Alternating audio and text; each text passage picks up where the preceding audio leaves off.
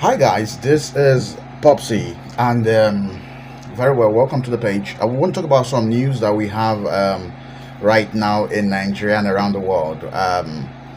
So today makes it 5 years that we had the Endsars protest. A protest that was about the reform of the Nigerian police, mostly when we had a lot of crises involving the SARS, right? And so we had the Endsars protest. And this Endsars protest ended up in civilians at the Lagos toll gate being shot at. And some people died, some people were arrested and all that. And it dragged on, all right? And when it dragged on, it made it made headlines around the world. In this, all right, most people went for legal cases, and we would call the Endsars a dark page in Nigerian history. This is by one of the secretaries of the judicial system in Nigeria.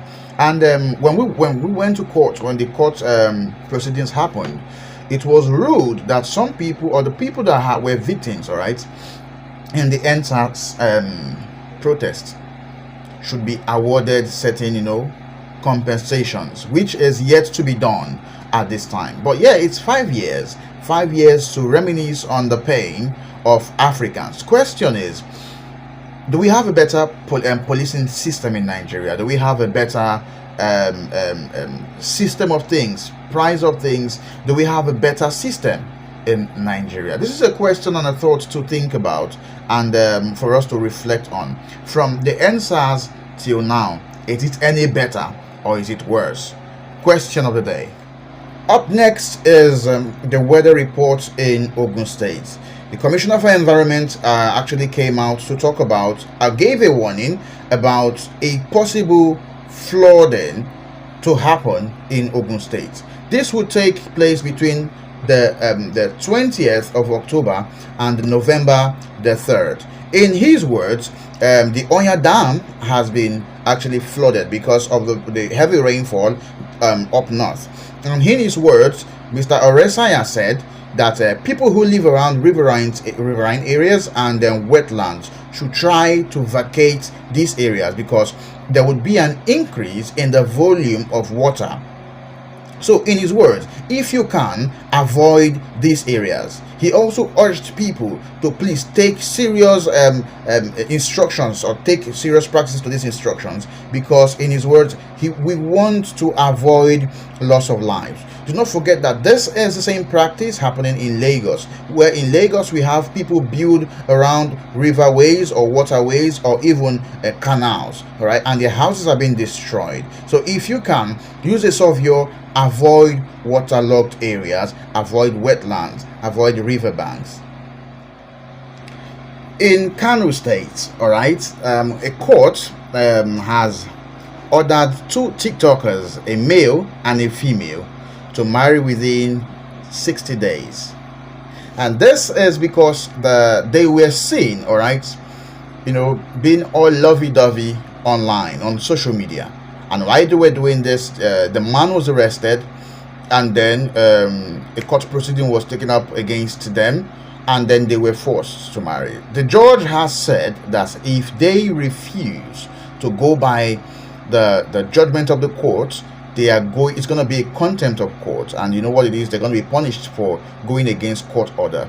And in their words, it is against the moral and religious backing of the state. All right, do not forget that Kanu seemingly is an Islamic state, and they hold very carefully the practice of Islam. So in this light, right, we expect very funny a marriage ceremony between these two TikTokers. And this is also one of the cries of certain politicians and certain Senate members, talking about regulating the social space, our social media space, because of late we have had a lot of controversies, we have had a lot of misinformation, and we have had a lot of very not too good character from members, netizens, and members of different social media groups. So do you think that this court proceeding was right, or do you think it was a bit too harsh for these people? Drop your comment in the comments below. Do not forget to like,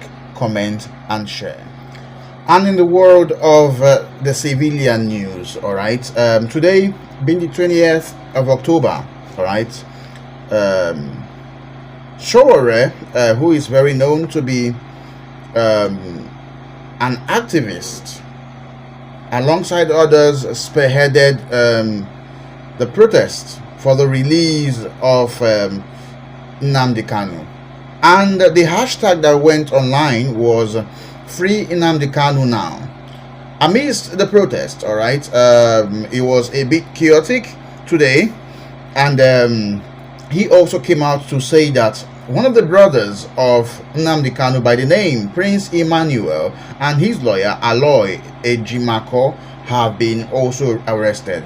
And do not forget that this protest is not something that APC would want. All right, some of the politicians have come out and said that Sowore is just making a noise, and nothing he does would make the federal government release someone they tag a terrorist. All right, so in this case, today marks the same time as when we had the Endsars protest. So in all of this, what is your thought about this? Do you think Sowore is being overly dramatic? Do you think the release of Nnamdi Kanu is a priority at this time? What is your take on this? Do not forget, some Igbos have come out and have condemned the act, saying they believe strongly that Nnamdi Kanu is a terrorist and should go by the law. He should be arrested and be brought to books, I mean to say. So what is your take on this? Do you think Nigerian government are just detaining him for over his rights, or do you also think that he needs to be released?